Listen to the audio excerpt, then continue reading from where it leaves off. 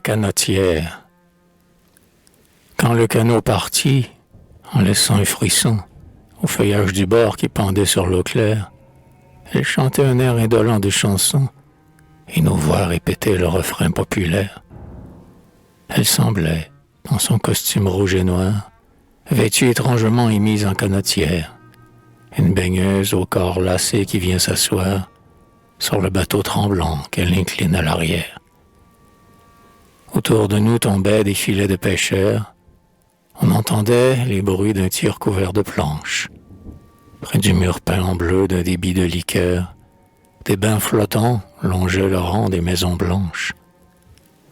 Elle dit tout d'un coup, « J'étais hier au bal. Je portais en dansant ma robe violette. J'avais un éventail pailleté de métal. Je cachais des parfums de musc dans ma toilette. On ne trouve donc plus parmi ces cavaliers quelqu'un que l'on attire à des offres discrètes. Je n'ai rien bu dans les bosquets particuliers, à peine si l'on m'a roulé des cigarettes.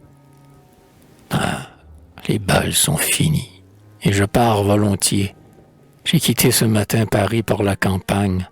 Je suis avec des gens qui font les canotiers. Ils vont à Bougival et je les accompagne. Et vous, mes mariniers, quand viendra le dîner? J'ai grand-peur du repas qu'on cherche à l'aventure. Quel festin délicat me ferez-vous donner? Il ne me suffit pas d'avoir une friture. Boirons-nous au dessert du champagne frappé? Quelque fine liqueur me sera-t-elle offerte? Pour vous suivre en bateau, mon jupon est trempé, et je vais me tâcher en foulant l'herbe verte. Le fleuve où nous glissions, conduit par le courant, mêlait à ses fraîcheurs un parfum de la rive. Un vent léger sur l'eau passait, nous pénétrant de quelque odeur de fleurs lointaines et pourtant vives. Nos rames rejetaient de leur surbattement, comme un bruit qui s'afflige au sillon que l'eau creuse. Le fleuve, qui souffrait, sonnait plaintivement. Nos avirons semblaient meurtrir l'eau douloureuse.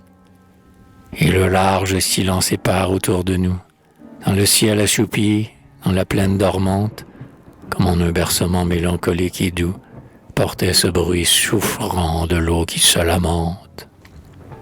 Elle reprit d'un ton plus aigre dans la voix. « Qu'ai-je donc aujourd'hui? Je ne sais quoi m'oppresse. Quelque chose m'irrite et m'énerve à la fois. Quand je suis en canot, j'éprouve une tristesse. J'étais mieux à Paris. Je veux partir ce soir. Ramenez-moi, messieurs, au bal que je regrette. Au bruit des instruments, je vais encore me voir entrer dans une danse en robe violette. J'emporterai d'ici des fleurs pour mes cheveux. J'aime les fleurs dans mes cheveux. Quand je m'habille, je ne mettrai qu'un peu de noir près de mes yeux. L'air me fait le teint vif sans que je me maquille. Les danseurs me diront, penchés en m'invitant, « Danseras-tu ce soir avec nous, belle fille ?»